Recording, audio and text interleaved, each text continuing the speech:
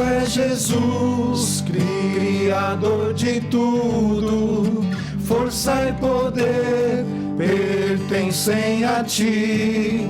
Justiça e paz são as marcas do reino. Glória ao Rei Jesus.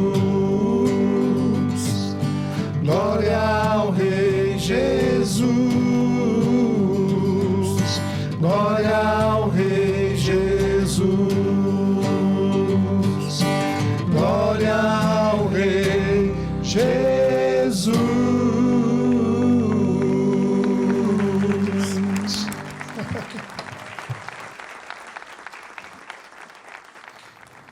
Music Now, podcast falando de músicas e músicos. Eu sou Silvestre Teixeira, músico, produtor musical. Estou ao lado aqui do Eliel Melo, meu querido fiel escudeiro. Maravilha! E hoje estamos aqui dando início a esse projeto, uma bênção de Deus nas nossas vidas. Antes de tudo, nós já queremos agradecer ao pessoal do Estúdio Guidom, Ed Mix, Guto Guidom, obrigado aí pelo espaço. Hoje nós estamos trazendo para vocês também uma novidade, né, além do podcast, né, Eliel? É o canal do Melo Sound. Você quer gravar sua música? Você quer ouvir essa música que a gente estava cantando aqui agora? Corre lá no canal do Melo Sound, você vai ouvir na íntegra. E se você quiser produzir sua música, quer gravar o seu projeto, da pré-produção à finalização, entre em contato nos telefones abaixo na descrição. Faremos uma imensa questão e teremos a satisfação de atendê-los, ok? Então, passo a palavra para o Eliel Melo para apresentarmos o convidado. Legal! Olá, galera! Graça e paz a todos. Bem-vindo a esse canal, Music Now. Aproveite para se inscrever, divulgar nosso canal, dar uma força para nós aí, tá bom? É um prazer imenso estar aqui hoje, aqui nesse espaço do Guidom, como o Silvestre disse, e com um convidado muito especial, né, Teixeira? Muito especial. Demais. Nada mais, nada menos. Posso apresentar? Fique à vontade. Nosso querido maestro Edielson, também com o Robson aqui, né, do Voz de Comando. Então, eu sei que será um tempo maravilhoso que nós vamos passar aqui e será de muito proveito para você também. Então, fique com a gente aí, prestigie e aproveite para divulgar depois, tá bom? É isso aí, Teixeira. Vamos nessa. Curte, comenta, se inscreve, manda aí para pelo menos 100 pessoas aí, 100 manda para mais 100, por aí vai. Robson Eleutério, fala a sua parte aí, meu queridão. Eleutério, nome forte, né? Nossa. Olá, galera, beleza? É um prazer estar aqui, é uma honra poder conversar, bater um papo com o Edielson, aprender. O mais interessante com o Edielson é gravar. Ele é um professor, ele é o pai, ele é o psicólogo. Com ele não tem tempo ruim, você se sente à vontade. Tenho certeza que nós vamos amar esse momento aqui, em que ele vai compartilhar um pouco dessa experiência que ele vive, como ele se tornou esse baita profissional que é. Muito obrigado por estar conosco, Edielson. Prazer. Vamos lá, então. Quem é Edielson Aureliano do Nascimento?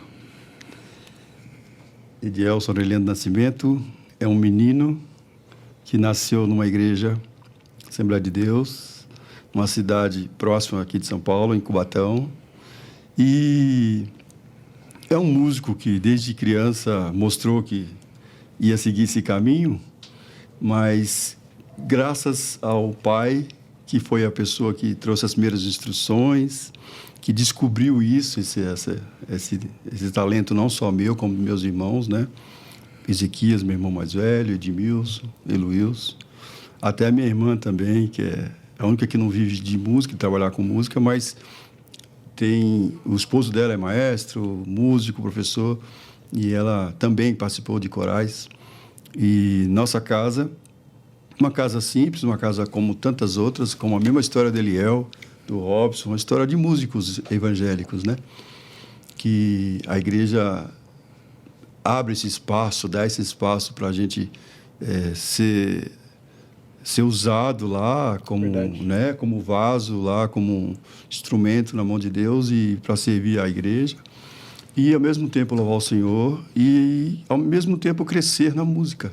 Então, a história de Edielson é a história de inúmeros, milhares de músicos evangélicos brasileiros, né? não é diferente, não. Maravilha, coisa boa. E aí, já pegando esse gancho aí, como foi o começo de tudo na música, né? O senhor já deu aí uma pincelada. Como que foi o começo de tudo ali, né? Anos, se o senhor lembrar, como que foi o começo? Vou tentar resumir, mas assim, foi muito interessante porque o pai descobriu que a gente tinha esse talento muito cedo. A gente tinha 6 para 7 anos, começando a ler, começando a aprender a ler. O pai já falou, vou comprar livros de música para ensinar vocês. E a gente passou a ter contato, eu, Ezequias, Edmilson era pequeno ainda, e para a gente ler partitura, estudar solfejo, o Bona, né, Eliel? O famoso Bona, né? O pai comprou o ABC musical, o Bona. Acho que essa era a formação de quase todos os músicos evangélicos da época.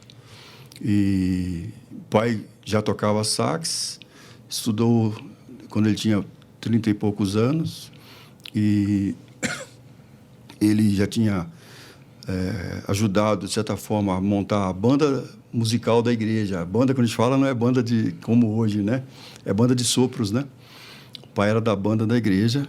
O pai está aqui, né? Para quem depois quiser ver, a gente coloca a imagem. O pai conseguiu gravar um CDzinho dele também.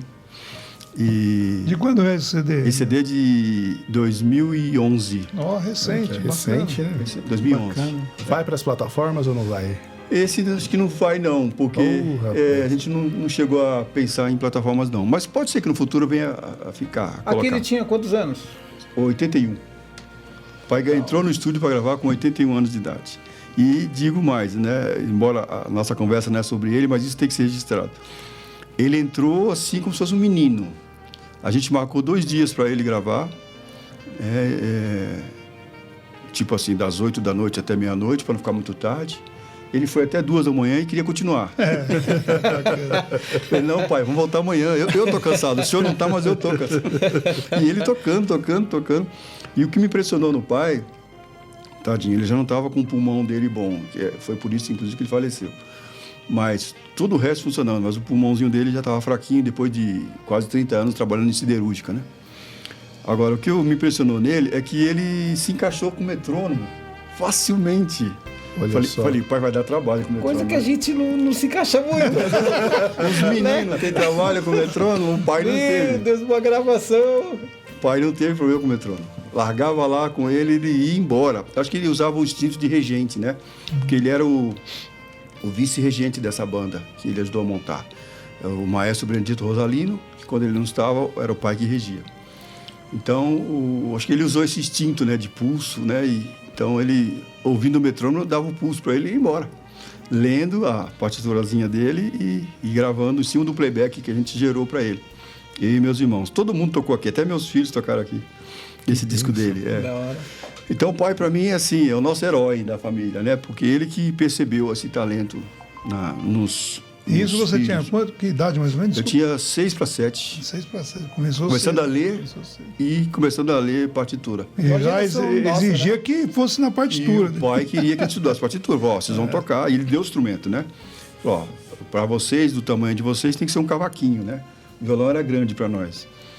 E aí ele comprou um pro meu irmão mais velho, eu fiquei querendo também. Eu também quero, que nem criança querendo brinquedo, né? Aí o meu tio ajudou a comprar o segundo. Aí nós dois tocávamos. Aí eu e Ezequias definimos que o Ezequias fazia as melodias e eu fazia acompanhamento. Mas isso é instinto, gente, não é nada elaborado, não, sabe? Isso assim, o pai deu uma instruçãozinha ali, mas a coisa foi meio que no instinto. Eu senti falta dos acordes e fui tocando os acordes e o Ezequias fazia os solos, né? E nada de escola, isso aqui era em casa, né? Tudo debaixo da tutela do pai. E só depois, eu já tinha acho que 10 para 12 anos, é que eu vim associar a partitura com instrumento, assim. Que é ler uma partitura de violão lendo nota, não cifra, né? Lendo nota, assim. Foi quando eu peguei o gosto pelo erudito, mas já com 12 anos. Então, ali, a gente com 7, 8 anos, a mãe levava para a igreja, né? Os irmãos da igreja falavam, manda os meninos trazer os instrumentos. Aí a gente pensava, a gente vai mais atrapalhar que ajudar. Mas foi bom porque ficava de olho nos mais velhos tocando, buscava a sonoridade e tudo. foi uma ótima escola para começo, foi a igreja. Mas e o seu pai, ele cobrava quando você tinha, mais você iniciou, porque ele sempre incentivou essa parte de música, né? Sim. Ele cobrava de vocês Cobrava, isso? isso. Era a cultura da família para ele? Era uma tradição? Não, vocês têm que tocar porque eu também gosto disso. O pai, assim, para descobrir de onde vem a exigência dele, o meu avô, o pai dele tocava. Pelo jeito que pelo que o pai falou, tocava 2, 3 instrumentos de cordas, né? Acho que violão, bandolim, coisa assim. Então o pai foi criado no ambiente musical já. A irmã dele era organista da igreja. Certo. Então o pai já vivia um pouco isso na casa dele. Quando ele casou, teve os filhos, logo nos 3 primeiros ali, foram 5, mas os 3 primeiros, ele já viu que essa veia musical ia vir para nós. A minha mãe também, a minha avó tocava, a mãe da minha mãe, o filho mais velho dela, que é o meu tio mais velho, irmão da minha mãe, tocava clarinete, e o outro irmão, o segundo, tocava violão também. Então, assim, dos 2 lados vieram, digamos, no DNA a música. Mas o pai não queria que a gente fosse, digamos, músico, entre aspas, boêmio ali, aquele músico que toca por tocar. O pai queria que a gente entrasse nisso aí de verdade, né? Então, ele que fazia questão de instruir a teoria musical, de ensinar, solfejo. Então, se ele estava em casa à tarde, algum dia a gente falava, o pai vai ter o horário da cobrança lá. E se não fosse, levava o puxão de orelha. E quando ele não estava? Quando ele não estava, não tinha. Não tinha. Vocês não tinham assim a cultura, não, ó, o pai pediu pra gente ensaiar, tocar, treinar. Ensaiar não, porque acho que não chamava ensaio na época, né? Era questão de treinar, solfejar, bater bona. Bater bona. Só quando ele estava. Só quando ele estava. Só. O que a gente fazia na ausência dele era ficar tocando. Isso sim, a gente passava a tarde tocando, eu e meu irmão. Agora, também quando já tinha cumprido outras coisas, tinha que ir para a escola, né, tudo. Mas a partir do momento em que o pai estava em casa e ele não ia sair tão rápido, às vezes ia demorar um pouquinho, vamos lá para o estudo. Aí a gente ia, sentava, avançava um pouquinho ali no Bona, às vezes tinha que voltar porque não fez direito, e o pai exigia, mas aquilo para mim foi ótimo, foi um dos melhores começos. Assim. Eu tive vários outros orientadores ao longo da vida. Uau. Mas o pai vai ser o meu número 1. Mas aí, falando do pai assim, qual a informação musical auditiva que ele passava para vocês? Questão de, além da parte técnica, assim, do solfejo, bona e tal, mas assim, a audição, o que ele passava para vocês, assim, de Boa pergunta, informação musical? Boa pergunta. Então, aí que aconteceu? Esse ambiente musical não se resumia só a gente tocar, e ele tocar também, que ele tocava sax, às vezes tocava com a gente, e a gente estudar, não. Ele, numa boa casa de evangélicos da Assembleia de Deus dos anos 60 e 70, não tinha televisão. Nem por condições financeiras e nem porque a igreja permitia. Vocês lembram disso, né? Quem é mais velho lembra disso. Eu lembro. Eu ainda peguei passei por isso. Isso aí é para vocês. É para nós, é para nós. Eu assumo que é para nós. O Eliel assume também comigo. Eu passei não estou sozinho, não. Eliel está comigo. Então, o que acontece? Então, por não ter televisão, a nossa diversão dentro de casa, fora, ficar brincando lá fora, dentro de casa era ou ler, bastante livro. O pai gostava muito de livro. E a gente estava começando a aprender e tudo. Lógico que nem tudo a gente entendia, mas ficava folheando os livros. O livro que era bom tinha figurinha, o que era ruim não tinha nada, né? Aquelas coisas de criança. Agora, outra coisa que para mim foi muito marcante é que o pai queria que a gente ouvisse rádio, e a Rádio Dourado, que era a rádio que ele mais gostava, com música clássica e música jazz também, tudo, mas ouvia o rádio. Então, a gente ouvia muito Rádio Dourado em casa, muito. Então, se tinha aquele tempo livre de tarde, eu estava fazendo lição da escola em casa de tarde, ligava o rádio. E ali, aquilo serviu para nós de instrução auditiva, vamos chamar assim. Muito bom. Né? Percepção auditiva. Então, ali eu ouvia orquestras, ouvia os cantores líricos, ouvia os trechos de ópera, as áreas de ópera, ouvia os estandes de jazz famosos, né? Tinha até uma trilhinha, aberturinha que o Edmilson achou na internet, que as aberturas da Rádio Dourado, né? Precisa colocar aí depois. A gente coloca. Muito bom. Aquilo ali me faz remeter à infância. Eu mesmo ligava o rádio em casa, assim. Às vezes minha mãe queria mudar de rádio, às vezes ela mudava. Quando a gente estava na escola, o rádio ficava por conta dela lá. Aí quando a gente chegava, rádio adorado. E o pai não gostava nem que mudasse muito daquele lugar ali, porque rádio tem isso, né? Você muda de sintonia. O canal. É. Até achar O CD com chiado, né? Não tinha CD, disco, nada. Falando em disco, tinha disco sim. O pai tinha comprado uma vitrola, que daria para chamar hoje de 3 em 1, né? Não é 3 em 1 porque é 2 em 1, né? Que é rádio e toca disco, não tinha cassete. E Eu lembro disso também. Você lembra disso? Pois é. Meu pai tinha isso aí também. O pai comprou um móvel grande assim, não fabrica mais isso. E aí, os discos evangélicos eram raros, raríssimos, muito pouco. Luiz de Carvalho, Feliciano Amaral, né? Edgar Martins, Coral da Igreja Batista aqui da Vila Mariana. Eram poucas gravações. Então o pai foi comprando um disco, a gente foi ouvindo aquilo. Isso no final dos anos 60, né? E começo dos anos 70. Lá pela metade dos anos 70 já tinha a Bom Pastor, lançando muitos artistas bons, muitos cantores bons, Luiz de Carvalho, Denise, Armando Filho, né? E outros cantores bons. E ali a produção já foi ficando mais popzinha. Já não era como antigamente, que era piano e órgão só, né? Que era a música da igreja. Já foi ganhando um pouquinho mais de música popular mesmo. Isso também serviu de influência para nós. Tanto é que é ali, nesse período de 75, 76, que a gente descobre a existência do maestro Sidney Ceriel.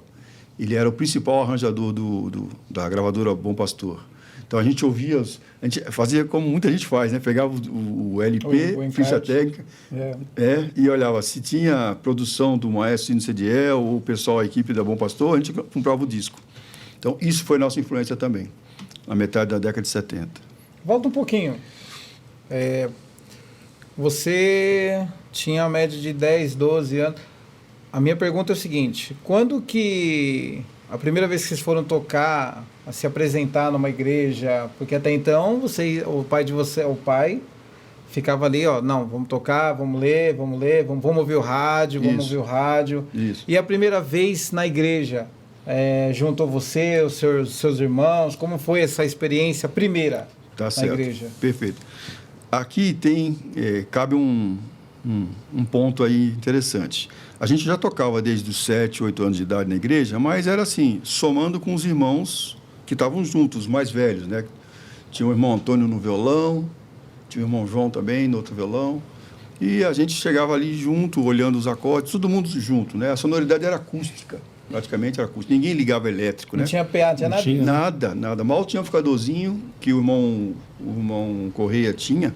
O violão dele tinha captador. Ele tinha um violão Del Vecchio, bonito, assim, com aquele várias bolinhas. Esse violão é raro. Depois meu avô teve esse violão Del Vecchio com várias bolinhas, assim, com umas telinhas. Esse muito bom esse violão. Famoso. Resonator, não, né? Tem um nome lá, eu esqueci agora, mas o dobro Resonator. Isso, por que ele ganhou o nome dobro? Porque ele foi para os Estados Unidos. O Laurindo de Almeida levou para os Estados Unidos. Então fez muito sucesso nos Estados Unidos. Laurindo de Almeida, depois vocês pesquisam, é um grande músico nosso paulista do litoral que fez muito sucesso em Los Angeles. E o Laurindo levou esse violão para os Estados Unidos, essa marca, esse modelo. E esse irmão Antônio tinha esse violão. Então ele ligava só o dele era ligado, o resto, o nosso tudo acústico ali. Então o nosso ouvido foi meio que depurando para esse som acústico, um ouvia o outro e tal. Então esse foi o meu ambiente do meu irmão. Quando a gente tinha já, acho que 12 anos, 13 anos, o pai comprou de uma banda que deixou de existir, de um amigo nosso, o Zé Luiz, e ele tinha uma banda, a banda acabou e ele ficou com um monte de instrumentos. Aí ele ofereceu para o pai, seus meninos estão tocando, você não quer comprar guitarra, bateria, baixo, amplificador? O pai comprou. Apertado ali, todo mundo, né, fazendo uma economia, mas o pai comprou e para nós foi assim um ponto, um marco para nós. Aí fechou. Porque aí o Edmilson foi para o contrabaixo, o Ezequias continuou fazendo solo, agora não mais com cavaquinho. Largamos o cavaquinho e pulamos para... Aliás, desculpa, até eu intrometer nesse ponto aí. Falou de cavaquinho, mas engraçado você ouvir música erudita, toda a informação. Aí entrou o cavaquinho que para nós a gente já aqui hoje associa ao samba, totalmente... Pagode. Como é que era isso? Como entrava o cavaquinho nessa história? Pois é, para nós, assim, a gente não associava ele ao samba. Evidentemente que na nossa época já se gravava samba com cavaquinho. Mas a gente não ouvia samba, então a gente não Nem tinha... chorinho. Nem chorinho. Chorinho, acho que alguma vez a gente ouviu, mas não ficou aquela coisa que marcou bastante a sonoridade dentro do contexto ali. Mas, para nós, o cavaquinho era tratado como violão, com menos cordas. Entendeu? Então, harmonizava-se, fazia ritmo, no meu caso. O meu irmão fazia solos. Tudo como se fosse um violão pequeno e bem agudo, oitava acima. Legal. Né? Diferente essa sonoridade aí. Nossa, Sim. totalmente, bem mais agudo. Sim. Totalmente diferente. Aí, quando eu tinha 8 anos ou 9 anos, um amigo do pai deu um violão para nós. Então, tinha-se o cavaquinho, 2 cavaquinhos e um violão. Então, melhorou, já abriu o leque, a gente já foi aprendendo a fazer os acordes, com pestana, mão cheia, tudo. Beleza, até aí tudo bem. Com 12 anos, o irmão Antônio, um amigo nosso da igreja, foi na nossa casa para estudar violão comigo. Eu falei, mas o senhor toca violão, cara? Não, mas eu quero tocar os acordes que o irmão faz aí. Eu falei, tá bom, vamos lá. E ele levou uma partitura. Quando ele levou uma partitura, eu falei, ih, lá vem ele com solfejo. De novo, não. Vem com Bona. Bona. Isso é resto do Bona, eu não quero isso não. Aí ele colocou lá e começou a tocar a peça. Aí eu me encantei com aquilo. Eu falei, o que é isso? Ele tá transformando o Bona em parte de música. Não que eu não soubesse, evidente, eu vi o pai tocando e tal, mas eu achava que ninguém se preocupou em fazer isso para o violão, né? Então, partitura, para mim, era para o sax, para o trombone, para o trompete, para o sax, para o clarinete. Melódico, né? Violão que se preza, toca de ouvido. Ou, no máximo, a cifra, né? Ninguém vai querer ler partitura de violão, porque não existe, né? Existe. Estava lá, o irmão Antônio levou. Já tinha cifra nessa época? A cifra estava chegando. A cifra no Brasil, é bem legal você ler essa pergunta, porque a cifra no Brasil, como ela é consolidada, como está consolidada e como já era nos Estados Unidos, chegou em 1930 ou 40. Os primeiros maestros a usar cifra assim, nas partituras foram os maestros das rádios, da Rádio Nacional. Para ser mais exato, Radamés Inátali.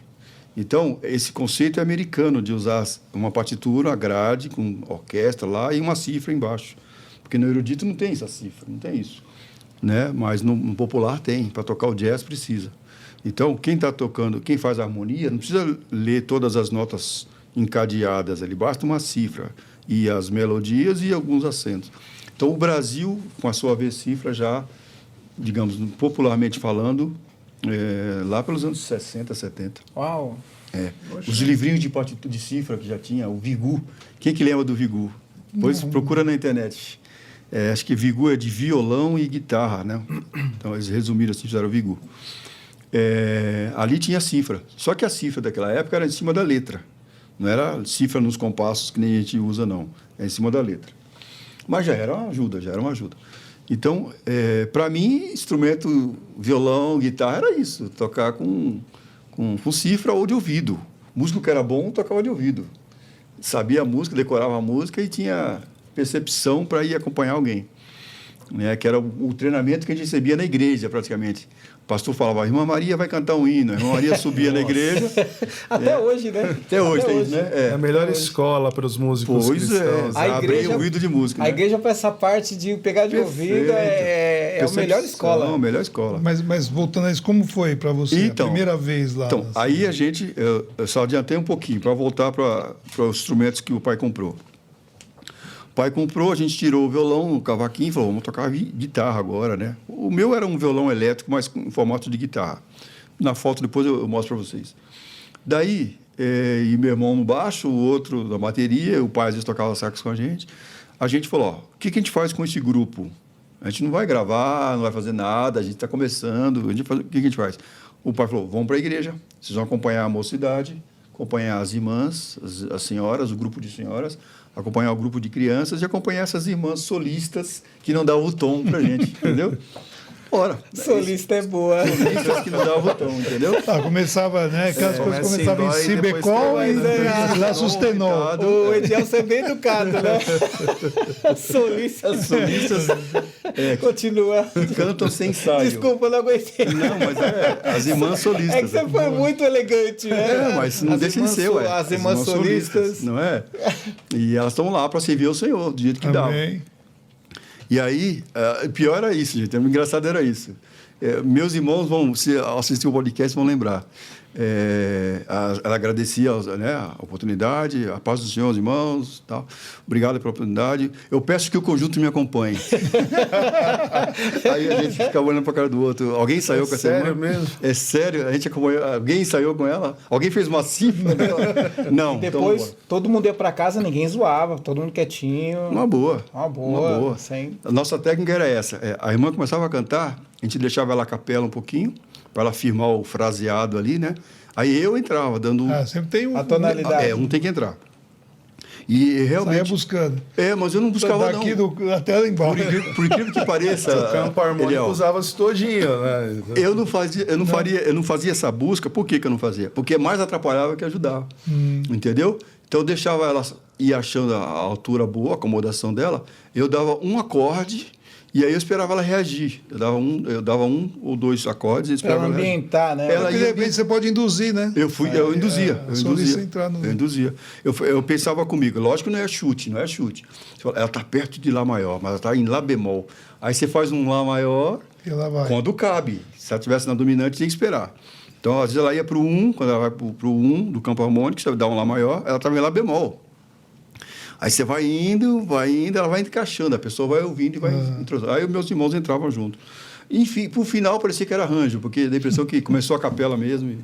Mas isso é uma escola maravilhosa, porque seu ouvido tem que funcionar. Verdade. Mas ninguém tremeu ali, tá? Não. Vocês vão tocar hoje na igreja lá, primeira vez? Não, por causa desse Olha de começo, boa. esse começo no cavaquinho, né?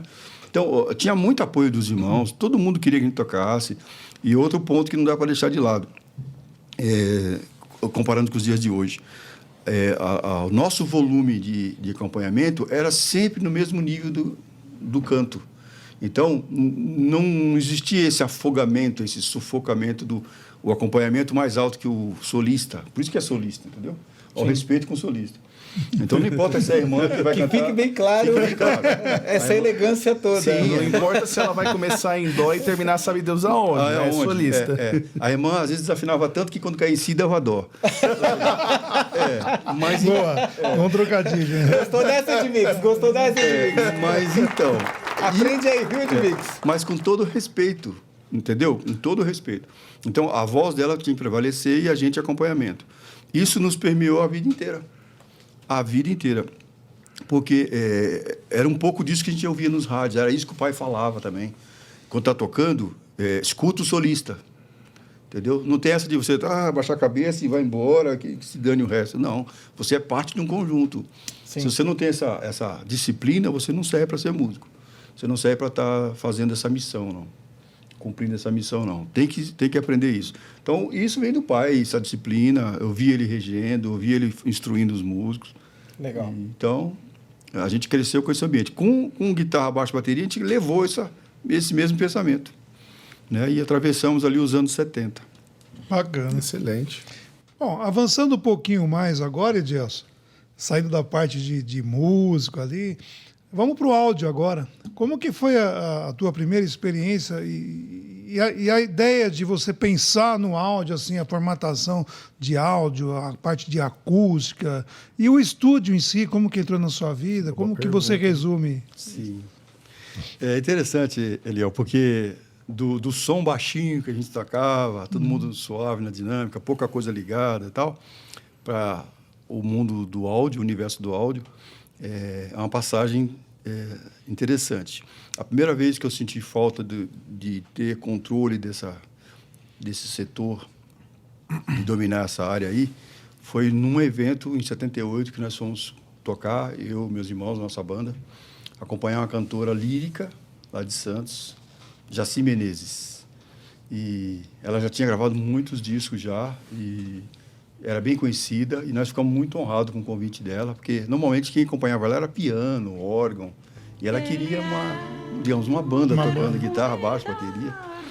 E aí nós fomos. E só que isso não foi dentro da igreja. É a primeira vez que a gente teve que tocar fora da igreja. Legal. Então na igreja você tem aquele som que atende a igreja. Tá tudo no lugar ali, todo mundo se ouve. E ninguém está preocupado muito se isso dá impacto ou não. E Isso antigamente, né? Hoje não. Hoje tem uns peazão na igreja que dá medo, né? Dá uns 110 decibéis ali, folgado. E a idade, desculpa, só Pois não. um adendo aí, a idade que você estava nesse período desse evento, por exemplo, Ah, mais ou menos. eu devia ter 14, 15 anos de idade. Todo mundo novinho. E a gente ficou surpreso também com essa senhora, ela já é uma senhora. Ela já devia ter ali naquela época os seus 50 anos já. E a gente falou, mas a senhora quer que esses moleques vão te acompanhar mesmo? Eu quero. Espalhou a fama que a gente tocava suave, tocava baixinho, né? Então, ok. Quando chegamos lá, quando eu cheguei lá, eu vi, puxa, mas esse lugar é enorme. Esses amplificadorzinhos aqui de caixa de fósforo não vai fazer chegar o som lá no fundo da igreja. Era muito grande o lugar? Era grande, e enchia de gente. Aí foi quando eu pensei em PA, né? Que eu nem sabia o nome disso. Como é que faz para esse som chegar lá atrás? Aí eu fiquei preocupado com o lugar. Acho que deu um ângulo assim, o som ia chegar mais. A gente ligou a guitarra, ligou o baixo, não sei o quê. E eu ficava ouvindo até lá atrás. Ah, chega, tá bom. Se fizer silêncio no lugar, a pessoa consegue ouvir. E a voz dela era maravilhosa, a voz forte, né? Então, aquela foi a primeira vez que eu pensei em áudio. E depois, mais tarde, até tinha esquecido, Edmilson que lembrou. Esse dia, esse evento foi transmitido no rádio. Nossa, Na que Rádio Clube bacana, dos Santos. que Então, chique. eu nem muito vi bom. o pessoal lá. Eu soube que alguém falou, mas eu esqueci totalmente. Então, alguém deve ter colocado o microfone e transmitiu isso na rádio, lá, na Rádio de Santos. Mas vocês foram de forma tranquila. Tranquilo, Nada, tranquilo. Ninguém travou. Não, ninguém travou. Que porque bacana. primeiro a gente se encontrou, ela passou as músicas, a gente faz uma cifra, a gente faz um mapinha ali.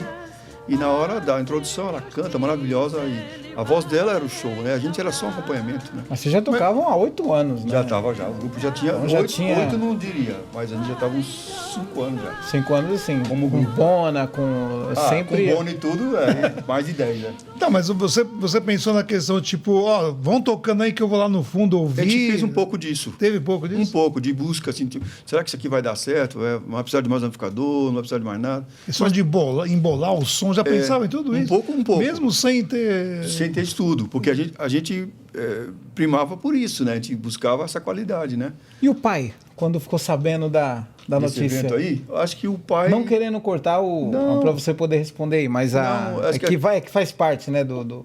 E depois, né, a gente em família comenta, a minha mãe ficou muito feliz, tudo. Teve gente que veio buscar a gente, que a gente morava em Cubatão, e esse evento foi em Santos. A primeira viagem, primeira saída da banda. Saída, Legal, isso é... Primeiro cachê, mas não teve cachê nenhum, né? Não teve. Mas é como se fosse, né? Assim, primeiro trabalho da banda. E aí o segundo trabalho da banda, fora da igreja, foi já dentro do estúdio. Olha, Aí que começa o foi o álbum de primeiro contato com o estúdio. Foi o primeiro contato com o estúdio, 1979, um ano depois desse Um ano evento. depois só. É.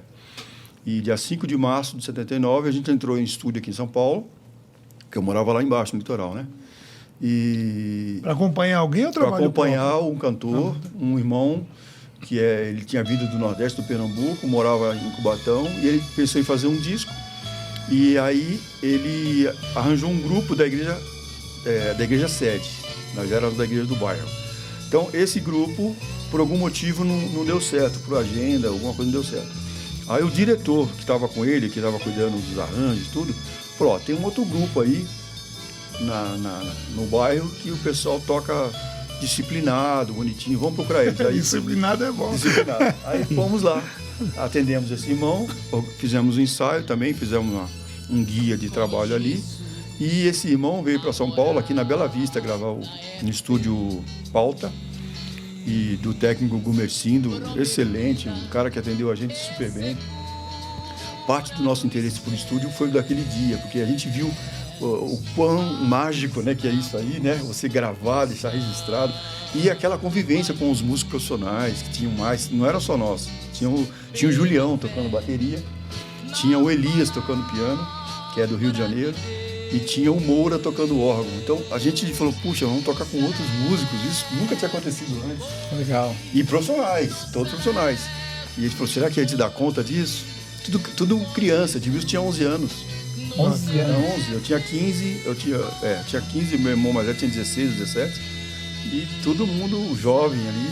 Só tinha feito um pré-ensaio, uma coisa... Foi um ensaio pequeno, curto, mais para mapear as músicas. Chegou ali, abriu bona lá e saiu tocando. Saímos tocando. Mas mesmo no estúdio, vocês levaram numa boa, nada boa. assim, não ficaram Não, nervosos, sem pavor. ansiosos, aquela Sem coisa. pavor. Pois é, gente, esse é o Edielson aí, tá vendo? É, maestro. Tem nome. Mas- Aí, você lembra do estúdio? Qual Lembro, estúdio que Estúdio foi? né? Pauta, o técnico Gumercindo. O técnico, ele era cantor de um quarteto adventista. Ele tinha vindo dos Estados Unidos e montou esse estúdio. Depois ele voltou para os Estados Unidos. Depois ele voltou para o Brasil e essa foi a última vez. Aí quando ele voltou para os Estados Unidos, ele já deixou o estúdio, já estava mais velho. E depois ele faleceu, acho que em 2006, 2007, mais ou menos. E ele, nós ficamos muito gratos a ele por nos receber, nos acolher. A maneira como ele nos recebeu, a maneira como ele tratou a gente, um grupo de amadores, a gente não era profissional, junto com os profissionais, mas a gente era amador. Ele deixou tudo por igual, ao mesmo nível, a gente tratou a gente com o mesmo respeito. Então aquilo nos falou, nosso mundo é isso aqui, vamos ficar dentro de estúdio. Porque é gostoso gravar. Você leva a sério o que você faz, Verdade. o outro lado leva também, você cumpre sua missão, afina seu instrumento e toca direitinho. Ali foi nossa entrada no áudio. Foi ali Mas que... aí você já foi ver questão de mesa de som por curiosidade, já foi... A gente vai atrás, né? interessante, Eu e meu irmão, Ezequias também, né? Depois, mais tarde, Edmilson também. Que ali você estava, então, como músico, né? Como músicos. Aí, aquilo foi em 79. 2 anos depois, 3 anos, quase 3 anos depois, eu vim trabalhar como técnico de gravação no Estúdio Guidon. Ah, já direto no guidon. Direto no Legal. Guidon, onde estou até hoje. Mas uma dúvida. Bacana. 42 anos quase. Acompanhando Olha a sua ideia da gravação, você veio no estúdio a primeira vez, 79, né? 79. Como que surgiu essa coisa de você... Até então você nunca tinha entrado no estúdio. Não. Vocês tinham tocado uma vez na rádio. Num teatro onde a rádio é que foi lá. Isso. Não A era nem rádio foi lá e fez E gravou toda a ao vivo. divulgação. Isso. Gravou ao vivo. Isso. E aí você entrou no estúdio pela primeira vez. Foi. E como foi esse que despertou no Edielson poxa, gostei desse negócio, essa regulagem, aqui eu consigo regular, ali você já se falava de grave, agudo, como que você... Timbragem, né? Como timbrar, como que você viu que o seu chamado era ali, como que você se interessou por aquilo? Eu te explico em frases rápidas. Essa resposta, inclusive, está no livro, né? Já vou fazer merchandising do livro. Né? Pode falar do livro. Comprem o livro e vai ter o parte 2 com a participação dele trazendo o livro para nós. Isso aí. A volta é com o livro, né? A ceia é com o livro. Tá? Então, no livro... O preço fica para depois. Preços em box. Brincadeira, continue. Então, mas a entrada para o áudio não foi de uma vez. O que aconteceu? É lógico que a preocupação do áudio havia, mas o que aconteceu? Eu percebi a falta de alguém para cuidar de arranjos. Então, eu senti mais falta de cuidar de arranjos do que do áudio. Eu pensei assim, o áudio está em boas mãos. O Gumecindo, o outro técnico famoso que tratou com a gente foi o... ai, meu Deus, vou lembrar o nome dele. E aí, esse trabalho de gravação não era a minha preocupação. A minha preocupação era o que arranjo que vai ser feito para acompanhar essa pessoa. Certo. Então, eu entrei mais pensando em arranjo. E depois, em 82, eu comecei a trabalhar como técnico de gravação. E aí, essas duas coisas caminharam juntas a vida inteira. Então, hoje, quando eu faço arranjo, eu penso no som. Quando eu estou mixando, eu penso no arranjo. Você entendeu? Então, essas duas coisas caminharam juntas o tempo todo. Então, quando eu estou fazendo a mixagem de um disco que eu não fiz o arranjo, eu quero dar o mesmo acabamento como se aquele disco tivesse sido arranjado por mim. Eu que fiz, como se eu tivesse feito o arranjo. Então, eu quero valorizar a base, os metais, ou as cordas, seja lá o que for. Eu quero buscar tudo ali como se fosse meu arranjo. Estou cuidando do áudio. E quando eu estou fazendo arranjo, eu quero pensar em como isso vai ouvir no áudio, como vai ser ouvido no áudio, como vai ficar esse arranjo na hora que estiver gravando. Entendeu? E esse é um pouco da preocupação que o Henry Mancini tinha. O grande maestro americano de big band, de orquestra, tudo. Ele compôs a Pantera Cor-de-Rosa, ele compôs outras peças de filme. E ele também fala isso no livro dele. O bom arranjador tem que se preocupar em como vai soar o seu trabalho depois de gravado. Então, você tem que ser econômico, você não pode colocar muitas notas, você não pode deixar a partitura muito difícil. Então, essa dica é legal. Vale a pena quem quiser comprar o livro também. Acho que é A Arte da Orquestração, de Henry Mancini. Legal. Esse foi um livro que eu estudei quando era... Nesse período aí, 80, 81, 82, eu fui tomando ciência. Você estudou no estúdio mesmo ou você fez um curso, alguma coisa? Porque você falou que entrou no estúdio Guidon, né? Foi. Você, antes disso, você já você fez estudou por conta? Como que foi esse aprendizado da mesa de som? Então, como músico, eu tive muita instrução do maestro Roberto Farias. Depois do meu pai, é a pessoa que mais me ajudou na arte de arranjo, de compreender os instrumentos todos, né, a orquestração. Ele me ajudou bastante. Legal. Eu ia lá onde ele dava aula no Conservatório de Cubatão e ficava vendo os ensaios da banda que ele regia. Então, isso foi maravilhoso. Foi uma das melhores escolas que eu pude ter também. Na prática, né? Na prática. Você treina o seu ouvido que já vinha do rádio, agora com música acústica de verdade, né? Na sua frente, a orquestra na sua frente. Então, o ouvido vai abrindo para as tessituras, para os timbres, né? Os graves, os agudos da orquestra, né? E isso eu tive com o total apoio do maestro Roberto Farias, que depois foi meu professor na ULM. Na ULM, onde nós nos encontramos lá um belo dia. Exatamente. Lá, né? O professor Roberto Farias era professor de regência de banda lá. Eu voltei a estudar com ele lá. É isso que eu estou estudando na ULM, aqui em São Paulo. De repente estou indo embora, aí passo numa sala, quem está lá dentro é Edielson, maestro Edielson. Ué, fazendo masterclass, evidentemente. Né? Eu deveria estar ali no primeiro, segundo ano. Mas foi muito bacana. Foi bom te ver lá, bacana. foi muito legal aquele dia. A gente vê que as pessoas buscam qualidade, as pessoas buscam. Sim. Né? Todo mundo quer crescer, todo mundo quer investir em conhecimento. E sabe por que eu tive que ir para a ULM? Por tua culpa. Ih! Sério? É verdade. Ele nem sabe disso. Não sabia. Mas é justamente porque eu senti a necessidade de me aprimorar como músico, né? Porque quando através do Voz da Verdade, que eu faço parte, como trompetista, eu entrei na banda e comecei a gravar.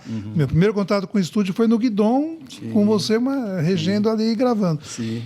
E aí os arranjos eram tão assim espetaculares e profundos para a minha didática ali, que eu tive a necessidade de ir para o ULM ali e aprimorar a parte de leitura, enfim, de crescer musicalmente para poder atender as escritas do nosso maestro Edielson. E a gente ganha com isso, né, Eliel? Foi desenvolvendo, aprendi muito aqui no Guidon com as lá. gravações. E quem me incentivou a ir para lá, além da minha esposa, foi o irmão do Roberto Farias, o Reginaldo Farias, que tocava os trompetes. Quando vinha um grupo de metais reforçar os metais do Voz da Verdade, o chefe era o Reginaldo Farias. Legal. Que é irmão do maestro Roberto Farias. Entendeu? Todos de Cubatão, todos conheci lá, na igreja de Cubatão. E ali eu cheguei a fazer parte, inclusive, você deve ter... você sabia que tinha a orquestra de estudantes, dos alunos. Sim. E eu fiz parte daquela orquestra de metais jovem que tinha lá. Sim. Fizemos algumas apresentações. Pois é, e tem um disco do Voz da Verdade que você toca com eles. Você Sim, grava com aquele grupo de metais. Foi que o Reginaldo estava lá, né? Então, esse momento de ir para o arranjo, Robson, respondendo a tua pergunta, foi mais forte do que do áudio até. Muito eu busquei isso, fui ler livros, fui atrás. Então, isso está no meu livro lá, vocês vão entender isso aí mais claramente. Daí, quando eu venho para o Guidon como técnico de gravação, o Guto me deu um livro que é tipo uma bíblia do áudio, entendeu? Do Martin Clifford. Eu lembro até o nome do autor. Esse livro, que depois pode pesquisar na internet. Ele já trocou de capa, mas a essência é o mesmo. O cara faz um tratado do áudio, da parte acústica até os microfones todos. Que máximo. É maravilhoso. Anota aí. Martin Clifford, que quem quiser depois procurar, esse livro só deve ter em inglês. E é um livro que é um tratado de áudio, assim, maravilhoso. Então, esse foi a minha entrada. Eu não podia entrar de cabeça sem essa base, né? E o resto foi aquela praticidade que o Guto trouxe, o Guto mostrou, olha, para gravar a voz, o microfone está ali, a mesa aqui, o pré-ampli ali. Então, o Guto deu aquela instrução básica, né? Ó, é isso aqui, operacional. Agora, o resto é teu ouvido, teu critério, não deixa clipar, né? Não deixa dar overload e vai indo com o cliente aí. Aliás, o Guto é o dono do Guidon. O Guto é o dono do Guidon e nós somos gratos ao Guto por ter acolhido, assim, era eu, meus irmãos, todo mundo chegando, os meninos de Cubatão chegando E ele abriu espaço não só para a gente produzir, que era o que a gente estava fazendo, fazer arranjo e gravar disco dos outros, como também para ser técnico. Eu fui técnico de gravação. Pô, Estúdio Guidon, então, você fez meio que um laboratório, praticamente. Aprendeu tudo aqui. Fiz. Assim, Fiz. a trabalhar profissionalmente. Sim. Né? Foi tudo aqui. E não tinha curso, Robson. Quem quisesse fazer um curso de áudio tinha que fazer ou ir para fora do Brasil, ou então fazer rádio e TV, né? Tanto é que o meu curso de qualificação foi feito no Senac, que é rádio e TV. É curso de qualificação. Só Legal. tinha em Guarulhos, não tinha nem em São Paulo. Olha só. Eu fiz esse curso em Guarulhos, né? É um curso de qualificação. Depois, mais tarde, já bem mais tarde, agora em 2018, eu e Edmilson fizemos prova de exame de competência. Você reúne todo o conhecimento que você acumulou na sua vida e faz uma prova dividida em 3 partes. Se você passar nas 3 partes, você ganha a certificação técnica. Então, nós somos certificados pela ETEC, jornalista Roberto Marinho. E eu e Edmilson. Uau, Somos parabéns. técnicos de áudio, né? Do jeito Audiovisual. que tem que ser. Agora, só um adendo. Guto Guidon, queremos você aqui. Boa, E- boa. Ele é o próximo? É o próximo, com certeza. Guto Guidon, Já definiu a agenda, já definiu a agenda. Já tem do- agenda. do final. Queremos vocês aqui. Isso aí. E agora, o tempo está acabando, gente. Mas a gente não pode deixar de perguntar isso, até porque hoje, além de fã, eu sou membro do Ministério Voz da Verdade. Temos um integrante, trompetista, muito bom, fabuloso. E temos aqui o Robson, da banda Voz de Comando, que é uma extensão do Ministério Voz da Verdade de São Mateus. Vem a pergunta. Como o Voz da Verdade chegou na sua vida? E tem que ser rápido, né? A A resposta história é longa. Não vai ser longa, não. Vai ser rápido. Tentemos ser rápidos. Temos que ser rápido. Vamos lá. Foi muito engraçado, porque a banda Voz da Verdade gravou aqui no Estúdio Guidon, antes de eu estar aqui, inclusive. Antes de eu chegar aqui. O Guto montou o estúdio em 78, né? A banda gravou, se eu não me engano, em 80. Ou 80, 81. Acho que é 78, não foi? 78 eles gravaram o primeiro Não, disco, Quem mas não Caminha foi no Guidon. Ah, não foi no Estúdio Guidon. Reunidos. Foi no né? Reunidos. É. O se- segundo foi aqui, o que foi, era segundo- Imaginações ainda. Isso. Consumado, né? Isso, o segundo e o terceiro. Quer dizer, vários outros depois, mas antes de mim, o segundo e o terceiro. Aí, quando eu estava gravando o terceiro, que foi em 82, eu já estava aqui como técnico, né? Como eu já falei agora. Eu já estava aqui como técnico. Então, eu trabalhava durante o dia, à noite eu ia para a escola e quando eu voltava para o estúdio. Eu estava morando no estúdio até arrumar o meu apartamento, até casar, né? Aí, uma noite, chegando da escola, quem estava gravando? Voz da Verdade. Porque eles só gravavam de noite. Porque todo mundo trabalhava nas lojas do pastor Fued, né? E vinham para cá depois do trabalho. Você não os conhecia. Não conhecia. Conhecia eles aqui, gravando. E quem dirigia a gravação deles, cuidava dos arranjos, era o maestro Sidney Cediel. Então eu cheguei, e o Sidney Cediel tinha trabalhado com a gente já em 80. Então eu conheci o Sidney, ele tinha tocado com a gente, né? Arranjos meus, cara de pau. Eu fazendo arranjo com o maior maestro da Bom Pastor e de outros tantos trabalhos, né? Tanto é que um dos grandes empregos dele, trabalho dele, foi a SBT. Trabalhou para o Silvio Santos muitos anos. Daí, naquele dia, está o Sidney no estúdio e a banda Voz da Verdade gravando base. Né? Eu entrei, cheguei da escola às 10 horas da noite, cheguei, abri a porta e fiquei na porta um pouquinho vendo eles gravar. Aí o maestro tinha falado para o Carlos, aí esse acorde é um Lá com quarta. Aí o Carlos, Lá com quarta, como é que é Lá com quarta? Aí ele falou, em vez de terça, põe a quarta. Aí o Carlos não tinha pego ainda esse raciocínio, aí eu estava na porta, o Cid falou, Gelson, vai lá e mostra para ele, por favor. Eu entrei, cumprimentei, boa noite, aí peguei o dedo do Carlos, põe um dedinho para frente, pronto, é quarta. Aí ele, é só isso, beleza, isso é um Lá com quarta. E saí fora, e bom trabalho para vocês, fui embora, fui dormir. Passou, o disco saiu, né? Um belo dia, já um ano depois, o Zé Luiz e o Carlos vieram no estúdio e falaram, olha, a gente quer que você trabalhe no nosso próximo disco. Na minha cabeça, tipo assim, um monte de pergunta. Mas já? Vocês acabaram de gravar? Né? Já estão pensando no outro. Voz da Verdade gravava parece quase mês a mês, né? Olha, um por ano, né? Eu acho que eu vou fazer um Lá com quarta, viu? Olha... Isso dá uma... Como é que é? Isso atrai, né? Oh. Aí eu falei, mas espera aí. Tem algo errado aí. o maestro de vocês é o grande Sidney Cediel. Eu sou o maior fã desse cara. Aí, mas a gente não vai fazer com ele. Mas por que não? O que aconteceu, né? Aí, o fator decisivo ali, segundo o Zé Luiz, é que ele não tinha achado um caminho bom para os metais do grupo. Ele fez os arranjos bonitinho, mas na hora de gravar não avançou, não prosperou, não deu certo. E aí o disco ficou sem metais e isso deixou eles um pouco frustrados. Porque o Carlos queria fazer, né? E o Zé fazia questão dos metais tocar no disco. É a identidade da banda, né? E aí a minha entrada aí nessa história é essa.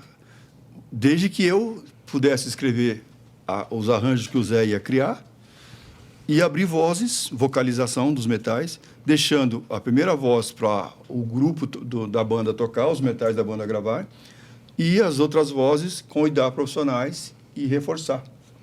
Então, esse foi o acordo, essa ideia foi do Zé, que eu achei muito boa ideia, e ele já criou as frases, criou tudo. Ele queria mais ataques, né, Eliel? Ele não queria muito fraseado, né? Ele queria mais os metais fazendo os blocos, assim, os ataques. E daí, fiz isso, e gravamos esse disco aqui. Esse é o disco da minha chegada no Voz da Verdade, Encontro Eterno. Então, aqui até tem na ficha técnica uma falhinha, não tem o nome do reforço dos metais, o reforço, que é o Reginaldo, né, o Renato, que é irmão do maestro que me ajudou muito aqui. Reginaldo, para mim, era assim, outro trompetista. Dada a época em que ele viveu, a dificuldade, os instrumentos não eram tão bons como hoje. E esse menino tinha um controle, um domínio. Quantas vezes eu, indo para a igreja, ele estava lá ensaiando, ele fazia um teste com os meninos, você que é trompetista, você vai ver a dificuldade desse teste. Ele falava assim para os meninos, nós vamos ficar subindo a escala, as notas vão subir. À medida que a gente vai subindo as notas, vocês vão diminuindo o volume. Nossa. Uau! Eu não quero ver agudo com gritaria, eu não quero. Gente. Eu falei, não quero. Então...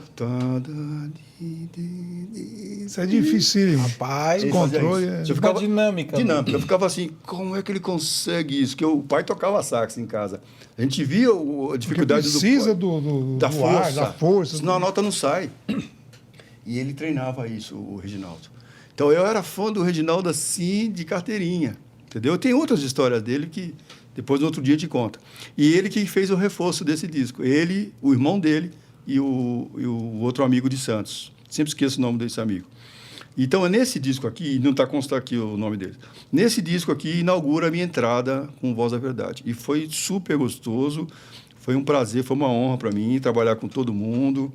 E muitos não estão mais entre nós, né? O baterista, o Leonel, que, o André também. Então, assim, foi uma experiência gratificante, foi uma bênção. E de lá para cá a gente não... Aí não saiu mais. Não saiu mais, são só 40 anos. Está aí até hoje. Até hoje. Continua. Agora, em compensação, o Eliel entrou no próximo disco depois desse. Está aqui, Eliel. Vem buscar. Fala a história rapidinho. Maravilha. Ai, que bacana. O bom que mata a voz. Ali tem o nome dos músicos, reforço. Ali tem, nesse não. Esse foi a primeira participação minha no Eliel Voz da gravou. Verdade. Todo acanhado, né? Todo deslocado em estúdio. Nunca tinha entrado em estúdio na minha vida, sempre tocando na igreja. Detalhe, aí é 84. 84. Você conhecia exatamente. quem, Léo, quando você entrou no Voz, assim? Foi indicação ou... Como foi isso? Não, então, eu fui para o ministério, né? Eu já tocava na igreja que meu avô dirigia, e aí eu fui para o ministério. Tá, você estava na igreja lá, né? Eu estava na IAPB, no caso. E eu fui para o Ministério da Voz da Verdade, que é próximo da minha casa. Meus tios, porque os metais é família, né? É tio, é primo, é cunhado. E meu tio... O Alexandre o Alexandre é meu cunhado. Teu cunhado, né? O Alexandre já entrou bem depois. Bem né? depois, No caso, era o Rogério, que era meio parente, que é casado com a minha prima. O Mário, que é meu tio, meu incentivador, meu mentor.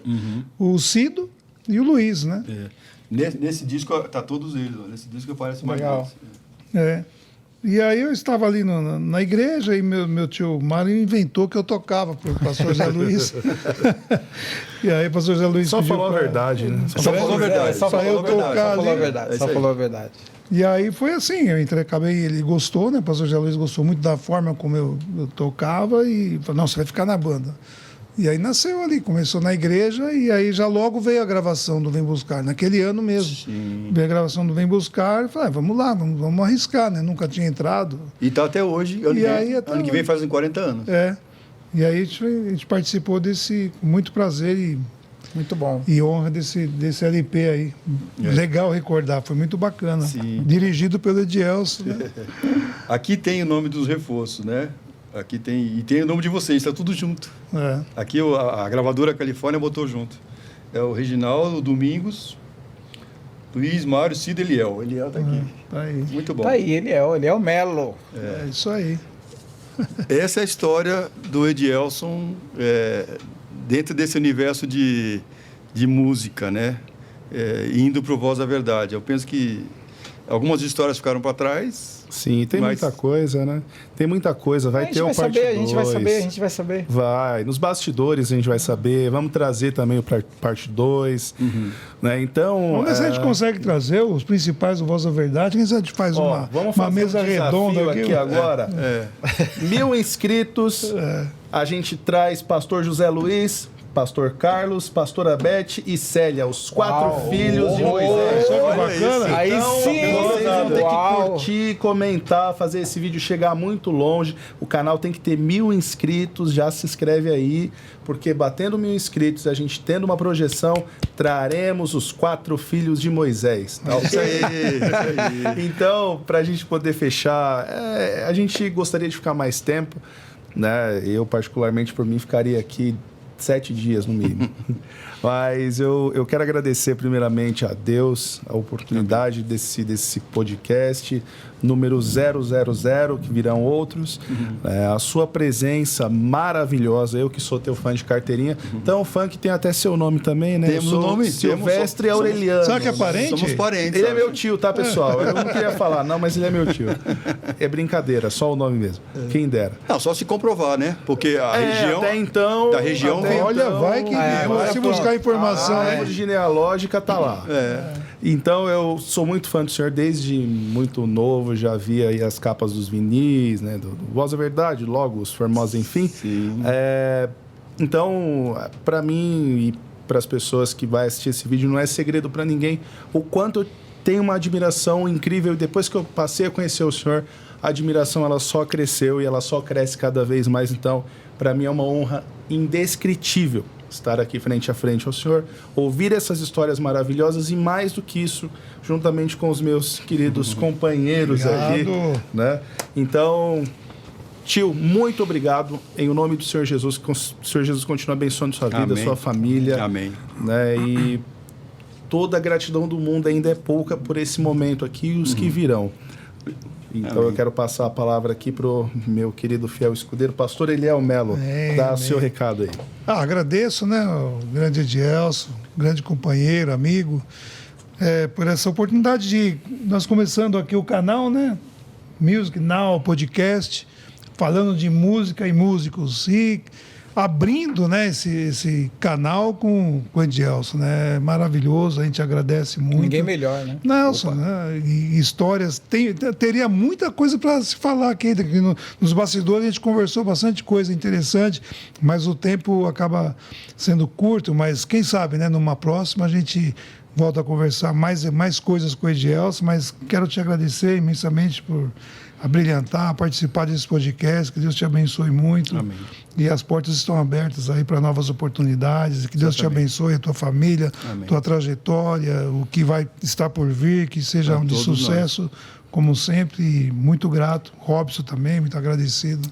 Deus te abençoe bastante. Eu que não tenho palavras também, pelo pastor Eliel, pelo Edielson, a gente se tornou grande amigo, né? Nos tornamos grandes amigos, né? Silvestre, a culpa sua também, né? Você também tem uma culpa comigo, porque eu nunca Você tinha... é chateado hoje, viu? Culpa boa, né? Culpa boa. Dia de Hoje lançação de roupa Essa culpa é boa. Eles estão revelando as culpas hoje. A confessar as vossas culpas, para que sareis.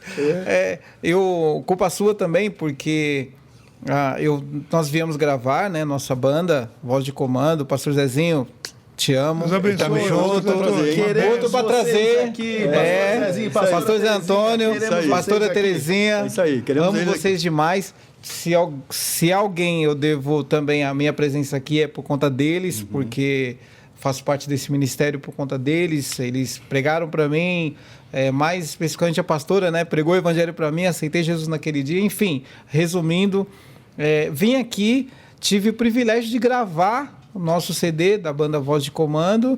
E quem que era o produtor, o professor, o maestro, o instrumentista? O Edielson, né? E é engraçado que depois que eu vim aqui, eu passei a me dedicar mais e isso abriu grandes portas. Então você é um grande culpado aí de um bom crescimento desde quando eu gravei para cá. Deus abençoe, é um prazer te conhecer, é um prazer fazer parte da sua vida também. Amém. Tamo junto. É isso aí. Bom, sem palavras. Não vale chorar, tá? Não vou chorar, não. Mas assim, a alegria de compartilhar a história que Deus nos deu, né? Deus deu a cada um de nós, as experiências. Primeiro visa mostrar a grandeza do Senhor na nossa vida, né? É verdade. Sempre. Sem Ele, nada disso teria acontecido. Agora, segundo, mostra que essa comunhão que o Senhor nos deu lá atrás, 40 anos atrás, essa percepção de enxergar o reino dele com esse cuidado, é o melhor caminho, a coisa mais certa. Com isso, a gente só agrega, a gente só soma, Só cresce, só aprende um com o outro. Verdade. E Deus coloca pessoas no nosso caminho que vai servindo de instrução, de alerta, de realmente companheiros de estrada. Anjos vestidos de homem, como diz Como a diz a música música da Beth. exatamente. Anjos vestidos de homem.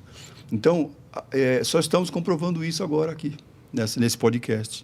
E, do mesmo modo, eu penso, eu desejo que o Senhor abençoe a Music Now. Amém. Com bastante trabalho que possa reverter em não só recursos financeiros, recebemos em nome de como Jesus. também divulgar o trabalho do Senhor, a obra do Senhor, o reino do Senhor.